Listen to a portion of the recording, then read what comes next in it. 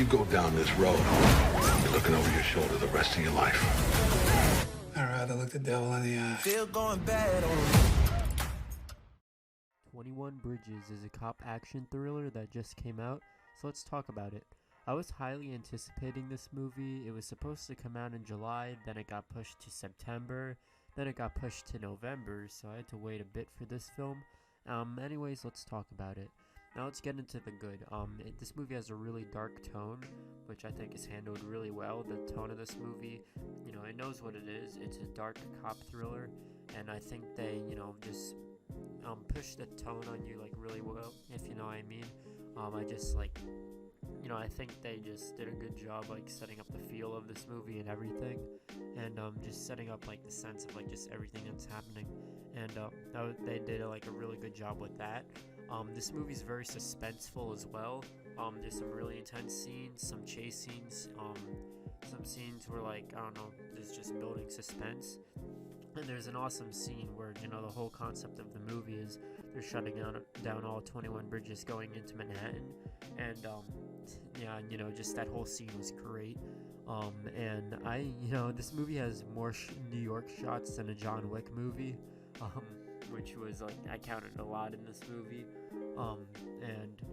This movie's very suspenseful. I kind of went to that really quick, but this movie's very suspenseful. There's some great tension in this film, and some great action scenes as well.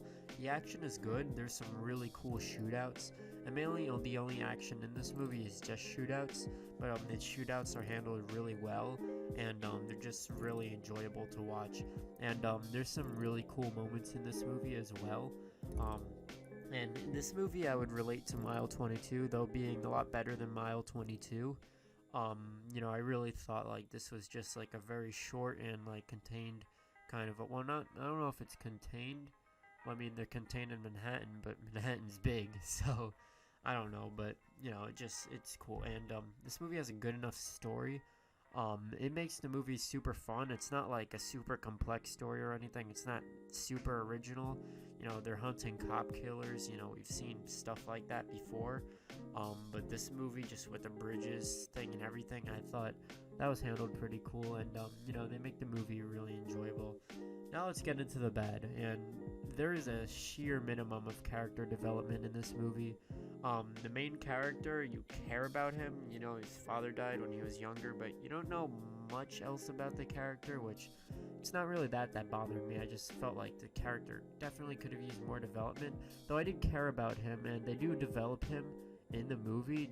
I'm not acting like they didn't do any development with him at all, but it's a very like low minimum.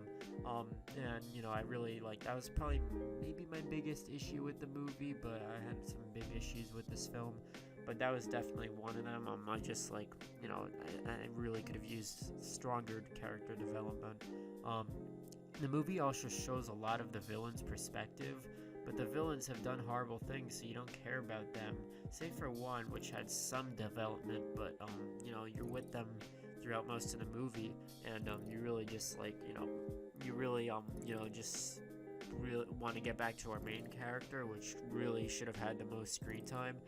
And then there's stuff that happens later on, which I kind of felt like some aspects of the movie were wasted, and the movie didn't really know what it was when it came to the villains, or what they wanted to do with the villains in this movie. So, I really thought they could have done a better job with that. And the whole thing about closing the whole city closes the villains in and lowers the stakes a bit. But the fact that they have an escape plan kind of saves it a little, or kind of like an escape plan. I really don't know what the villains were trying to do in this movie. But, yeah, I thought they could have, like, I don't know, had more with the 21 Bridges thing. I don't know. I don't know. I don't even know what I'm trying to say. I'm just like, it's kind of like an issue which is hard to explain. So let's move off of that. This movie can feel like a generic cop thriller in the last 20 minutes. Save for like stuff that happens, and I'm not gonna spoil it, but like this movie can feel pretty generic at times. And we just got a cop thriller, Black and Blue, which I thought was considerably better than this movie. Even though this movie was very entertaining, that movie had stronger character development, had a bigger theme, and I don't know, I just thought that was handled really well, and that one was more suspenseful. I just thought that one was better and had higher stakes and everything. This movie kind of feels like a low budget version, or not low budget, but low caliber version of this, or of Black and Blue. You know, it's kind of like, it's not mediocre. I mean, it's high level mediocre maybe. I don't know. That's how I would say it. It's just like, you know, I liked this movie. It's not bad, but it's not great. It's definitely not great. But you know, it's far from bad, because this movie is handled pretty well, and I thought it's competently directed, and I can't even talk right now, so I'm messing up a lot of words. Sorry about that.